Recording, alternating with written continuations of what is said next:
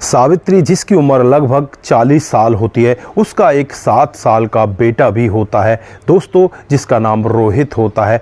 अब अपने बेटे रोहित के साथ वो बड़ी खुश होती है। जो उसका पति होता है वो बाहर कमा कर आया करता, और एक दिन उसको ऐसी खबर मिलती है कि उसका पति उन लोगों को छोड़कर, इस दुनिया को छोड़कर चला जाता है। दोस्तों, अब यहाँ पर माँ का एकदम से विश्वास टूट जाता है कि वो करेगी तो क्या करेगी। और यहाँ पर जो बेटा है वो तो छोटा होता है, वो तो ज़्यादा कुछ कर नहीं पाता। अब माँ के ऊपर पूरी जिम्मेवारी हो जाती है। माँ इधर उधर बहुत ज़्यादा मेहनत करती और मेहनत करके अपने बेटे को धीरे धीरे करके पढ़ाने लगती है। बेटा धीरे धीरे बड़ा होने लगता है, माँ के आंचल के साथ वो बड़ा हो जाता है और वो एक कामयाब व्यक्ति बन जाता है। दोस्तों, बैंक में एक मैनेजर लग जाता है।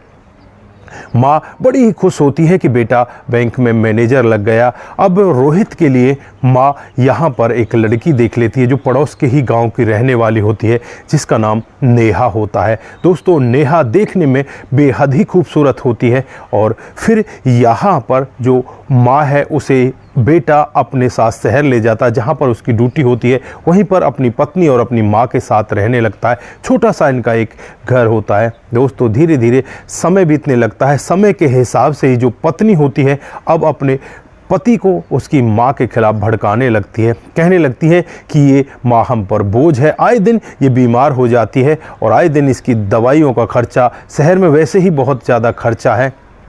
दोस्तों, रोहित कुछ नहीं कहता, चुपचाप सहन करता रहता। एक दिन का वाक्य होता है जब रोहित के दिमाग में भी ये बात घर कर जाती है कि उसकी माँ उनके ऊपर बोझ है। अब वो अपनी माँ को अपने जीवन से हटाने का प्लान बनाने लगता है। एक दिन वो अपनी माँ से कहता है कि माँ, मैं तुम्हें बाबा बद्रीनाथ के दर्शन कराने के लिए ले चलता हूँ। तो माँ बहुत ज़्यादा खुश होती है, कहने लगती है कि बेटा, मेरे बरसों की तमन्ना थी कि मैं बाबा बद्रीनाथ के दर्शन करके आऊँ। अगर तू मुझे लेकर चलता है तो बहुत बड़ी यहाँ पर बाबा की मेहरबानी होगी। दोस्तों, तभी यहाँ पर बाबा भोलेनाथ के वो जयकारे लगाने लगती है, उन्हें याद करने लगती है। अगले दिन इनको बाबा भोलेनाथ के पास जाना था बद्रीनाथ के लिए, तो अपनी गाड़ी लेते हैं और गाड़ी में माँ पिछली सीट पर बैठ जाती है और बेटा गाड़ी चलाने लगता है। धीरे धीरे करके गाड़ी आगे बढ़ने लगती है और बाबा के दरबार में पहुँच जाती है। जैसे ही माँ बाबा के दरबार में पहुँचती है तो वहाँ जाकर माँ बहुत ही ज़्यादा खुश होती है। माँ सोच में पड़ जाती है कि आज मैं धन्य हो गई, मेरे बेटे की वजह से आज बाबा तेरे दर्शन मुझे हुए हैं, आज मैं बहुत बड़ी भाग्यशाली हूँ। दोस्तों, जो बेटा होता है माँ को सीढ़ियों पर बैठाता है और कहता है कि माँ, मैं यहाँ से फूल वगैरह ले आता हूँ और जो पर्ची कटनी है उस पर्ची को कटवा लाता हूँ, उसके बाद हम आगे बाबा के दर्शन करने चलेंगे। माँ बड़ी खुश होती है और वहीं पर सीढ़ियों पर हाथ जोड़कर बैठ जाती है और बाबा से प्रार्थना करने लगती है कि बाबा, जब तक मेरा बेटा वापस नहीं आएगा मैं आपका ही गुणगान करती रहूँगी। वो भोली माँ यहाँ पर समझ ही नहीं पा रही थी कि आगे तेरे साथ में होने वाला क्या है। दोस्तों, माँ यहाँ पर बाबा भोलेनाथ के जयकारे लगाने लगती है और वहीं बैठकर भजन करने लगती है। आधा घंटा बीत जाता है, आधे से 1 घंटा बीत जाता है, लेकिन बेटे का कहीं भी अता पता नहीं लगता। माँ बार बार सोचती कि बेटा कहीं तुझे छोड़कर तो नहीं चला गया, लेकिन फिर उसके दिल और दिमाग में एक ख्याल आता कि यार नहीं नहीं, तेरा बेटा तुझे कैसे छोड़कर जा सकता, तूने तो उसे बड़े अच्छे से पाला है, वो तुझे छोड़कर नहीं जा सकता। माँ को विश्वास ही नहीं होता। दोस्तों, उसके बाद शाम हो जाती है। अब माँ करे तो क्या करे, माँ वहाँ पर बैठकर अपनी आंखों में आंसू भर लाती है और बाबा को याद करके कहने लगती है कि बाबा, अगर मेरा बेटा मुझे रियल में ही छोड़कर चला गया है तो बाबा उसे खुश रखना, उसे कभी परेशान मत होने देना। दोस्तों, माँ यहाँ पर सीढ़ियों पर बैठ जाती है और अब रात हो जाती है। जो श्रद्धालु होते हैं वो यहाँ से अपने घर जाने लगते हैं। अब ये माँ जाए तो कहाँ जाए, ये भूखी प्यासी होती है, मंदिर की सीढ़ियों पर ही बैठकर वहीं पर लेट जाती है। बाबा को याद करने लगती है, कहने लगती है कि बाबा, मेरे बेटे ने तो मुझे छोड़ दिया, लेकिन तू मुझे कभी भी मत छोड़ना। अब तेरा ही सहारा है, अब तेरे ही सहारे मैं यहाँ पर रहूँगी। तो यहाँ पर ऐसी बातों को अपने मन में विचार लेकर वहीं पर लेट जाती है। उसके बाद यहाँ पर मंदिर का एक पुजारी आता है और पुजारी यहाँ पर माँ से कहने लगता है कि माँ जी, यहाँ पर किस तरह से हो, आपको घर नहीं जाना क्या? तो यहाँ पर माँ कहने लगती है, बेटा मेरा कोई घर नहीं है, जो मेरा घर था वो टूट चुका है, अब मेरे पास कोई घर नहीं है। दोस्तों पुजारी भी यहाँ पर माँ की ऐसी हालत को देखकर एक बार के लिए स्तंभ हो जाता है। पुजारी कहता है कि माँ जी आप रुकिए, मैं आपके लिए खाना लेकर आता हूँ। तभी पुजारी यहाँ पर माँ के लिए खाना लेकर आता है, माँ को खाना खिलाया जाता है।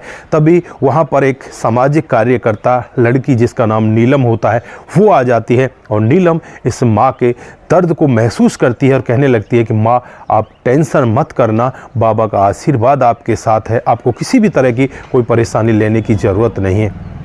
दोस्तों यहाँ पर माँ भी अब थोड़ी सी सोचती है कि शायद भगवान ने इन लोगों को मेरी सहायता के लिए भेज दिया है। उसके बाद यहाँ पर खाना पीना खाकर माँ मंदिर के आंगन में सो जाती है और उसके बाद जैसे ही अगली सुबह होती है तो यहाँ पर जो नीलम होती है वो इनके पास आ जाती है और कहने लगती है कि माँ अब आप नहा धो लीजिए, फिर मैं आपके लिए खाना बना देती हूँ, मैं आपको अपने घर ले चलती हूँ। दोस्तों यहाँ पर नीलम के घर माँ चली जाती है और वहाँ जाकर वो खाना पीना खाती है, नहाती धोती है, दिन का जो क्रियाक्रम है उनको करती है और उसके बाद जो यहाँ पर माँ होती है वो कहने लगती है कि बेटा मैं यहाँ पर ऐसे नहीं रह सकती, मुझे कोई ना कोई काम करवा दो, मैं यहाँ पर काम करना चाहती हूँ। फिर यहाँ पर सावित्री जो बूढ़ी माँ होती है उसको एक फूलों की टोकरी दी जाती है और यहाँ पर बेलपत्र और फूलों से भरी हुई टोकरी जब वो मंदिर के सीढ़ियों पर लेकर बैठती है तो यहाँ पर उनके फूल बिकना स्टार्ट हो जाते हैं। कोई तो कहता कि माँ का आशीर्वाद है, कोई कहता कि अगर माँ से फूल लोगे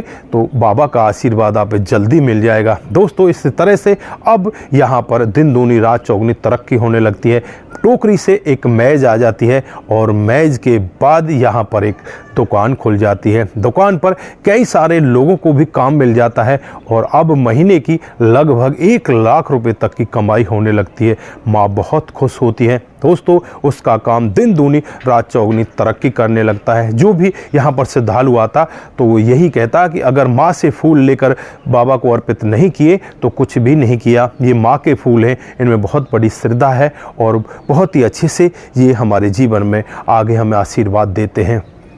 दोस्तों ज़्यादातर श्रद्धालु अब यहाँ पर इसी तरह से लाइन में लगे होते कि माँ के फूल हमें लेकर जाने हैं। दोस्तों यहाँ पर इस तरह से बहुत ही अच्छे से उसकी दुकान चलने लगती है और धीरे धीरे करके लगभग 3 साल का समय बीत जाता है। इन 3 सालों में कई बार वो अपने बेटे को याद करती और याद कर करके वो रोने लगती, कहने लगती कि बेटा मेरी परवरिश में कौन सी कमी रह गई थी जो तू मुझे इस तरह से छोड़कर चला गया। लेकिन यहाँ पर वो बाबा भोलेनाथ का भी धन्यवाद करती है कि बाबा आपने मुझे अपनी शरण में ले लिया, नहीं तो पता नहीं मैं कहाँ चली जाती। दोस्तों जैसे ही 3 साल बीतते हैं, 3 साल के बाद अचानक ही उस माँ की दुकान पर एक लड़का आकर खड़ा हो जाता है। वो लड़का कोई और नहीं होता, इसका सगा बेटा होता है। दोस्तों जैसे ही अपनी माँ को देखता है तो चरणों में गिर जाता है और चरणों में गिरकर कहने लगता है कि माँ मुझे माफ़ कर दो, मुझसे बहुत बड़ी गलती हो गई। दोस्तों यहाँ पर माँ उसे उठाती है और कहने लगती है कि बेटा मैंने तो तुझे तभी माफ़ कर दिया था जब तू मुझे यहाँ पर छोड़कर गया था। मैंने भगवान से तब भी यही कहा था कि भगवान तुझे खुश रखे। दोस्तों यहाँ पर अब माँ उससे पूछने लगती है कि बेटा तेरे साथ में हुआ क्या है, तू यहाँ पर आया कैसे, तुझे मेरी याद आई कैसे। यहाँ पर वो रोते हुए कहने लगता है कि माँ मैंने बहुत बड़ी गलती की है और इस गलती की सज़ा आज मुझे यहाँ पर मिल रही है।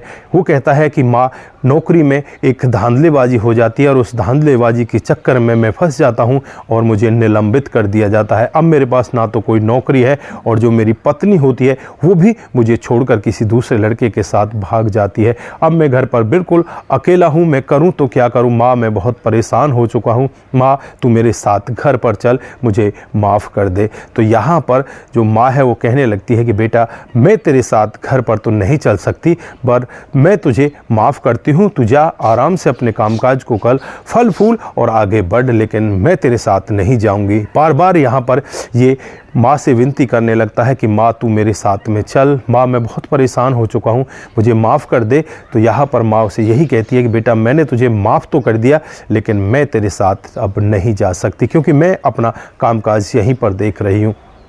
दोस्तों जो वहाँ पर भीड़ खड़ी होती है वो यहाँ पर इस माँ बेटे की वार्तालाप को देखती है और देखकर यहाँ पर यही कहने लगती है कि धन्य है माँ जिसने इतने बड़े काम करने के बाद, इतना गलत काम करने के बाद अपने बेटे को माफ़ कर दिया और यहाँ पर बेटे को यही कहा कि बाबा तुम्हें भी आशीर्वाद देंगे, तुम ठीक हो जाओगे। दोस्तों उसके बाद बेटा यहाँ पर निराश आंखों से अपने घर की तरफ लौट जाता है।